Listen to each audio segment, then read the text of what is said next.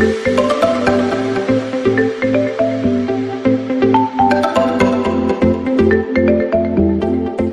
pulisya sa ating bansa ay hindi lamang tagapagpatupad ng mga batas, tagahuli ng mga kriminal o nakikipaglaban ng mga taong gumagawa ng masasamang gawain sa lipunan, kundi tumutulong pa sila ng mga taong walang mapuntahan o masilungan.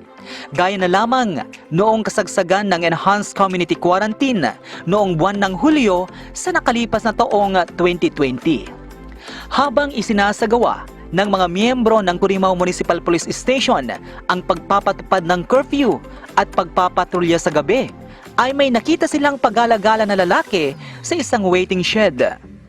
Noong una ay ang akala nila ay masamang tao, pero noong kinausap ng mga investigador ay nalaman nila na hindi pala maayos ang kanyang pag-iisip.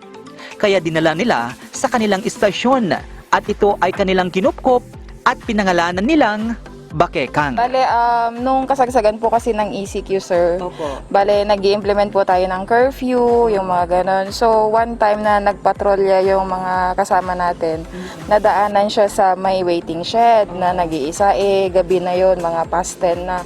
So, ang ginawa nila, sinita nila, and then nung na-found out nila na hindi siya matinong kausap, yung medyo iba yung sinasabi niya, kinuha siya dito sa station, sir. Sinafe keep muna siya. And then, kinaumagahan, dinala siya sa MHO, kay DSWD, ganon, para matulungan siya. Pero, yun nga po, naghintay kami ng 24 hours kung may magkiklaim, pero wala namang nag-claim. Binihisan nila, pinagupitan, inalagaan, tinuruan nila ng mga magagandang asal at gawain. At habang tumatagal, ay nagiging matino na ang kanyang pag-iisip at alam niya niyang tumulong sa paglilinis sa labas ng kanilang istasyon. Bale, yung ginawa pa ng mga kasamahan natin is inuutusan siya laging maligo everyday, ganun. Kaya naman niyang maligo, sir. Kaya din naman niyang maglaba.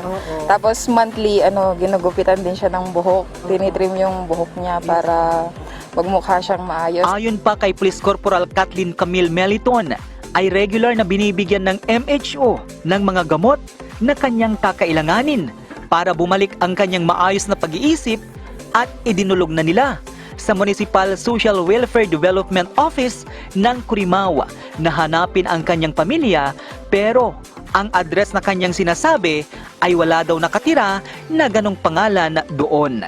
Saan ka galing noon? I'm Archbishop po in Benguet City po. Benguet City. Yun nga po. Anong sinakyan po papunta dito? Military truck po, promise po. Military truck. Yun nga po, promise po.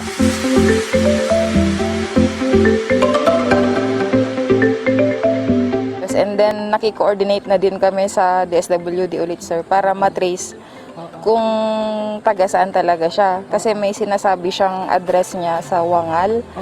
Pero lately, sinabi ni Ma'am Elisa na wala daw ganyang tao doon na taga Wangal, sir. Si Bakekang ay unti-unti nang bumabalik ang kanyang maayos na pag-iisip. Maayos nang nakikipag-usap sa mga PNP personnel ng Curimaw MPS. Magaling pa siyang magsalita ng Ingles at alam na niyang gumamit ng computer.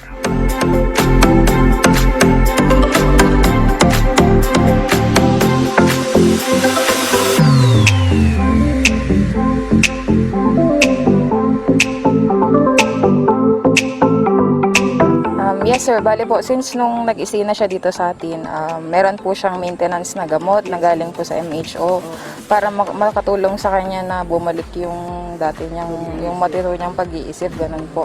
And then, may mga times naman kasi, sir, na magaling siyang makipag-usap, magaling siyang makipag-communicate sa amin, magaling din siyang mag-computer, ganun po. So, yung ginagawa na lang namin is, everyday, nag-stop by kami dyan sa niya, tapos kinakausap namin, kinukumusta namin. Tsaka magaling din siya mag-English. Kaya kung minsan nanonosebleed kami. Nananawagan ang Curimaw Municipal Police Station sa mga nakakakilala kay Bakekang na ipagbigay alam sa kanyang mga kapamilya na nasa mabuting kalagayan at sunduin na nila para mas maging maayos na ang kanyang pag-iisip. Nananawagan po ako kung sino man nakakakilala kay Bakekang. Sana po, sundin niyo po dito sa Curimaon Police Station, Ilocos Norte po. Andito lang po siya. Hindi namin pinapayagan lumabas, baka kung mapano sa labas. Kaya andito lang sa loob. Kung maaari, as soon as possible. Unang-una po is nagpapasalamat po kami sa inyo sa time po ninyo na binigyan niyo po kami ng opportunity na matulungan si Bakekang. And sa lahat po ng viewers, kumakatok po kami sa inyong puso na tulungan niyo po sana kami na mahanap po or malocate yung family ni Bakekang para naman po makauwi na siya kasi ginawa na po namin din lahat pero hanggang ngayon andito pa rin po siya at hanggang ngayon hindi rin po niya masabi kung taga saan po talaga siya. Sana po matulungan niyo rin po kaming makabalik siya dun sa family po. Masaya ang Curimaon Municipal Police Station personnel dahil ang kanilang araw-araw na pag-aalaga at pagtuturo kay Bakekang ay naging maayos at matino na ang kanyang pag-iisip na noong una nilang nakausap at nakita ay iba-iba ang kanyang mga sinasabi.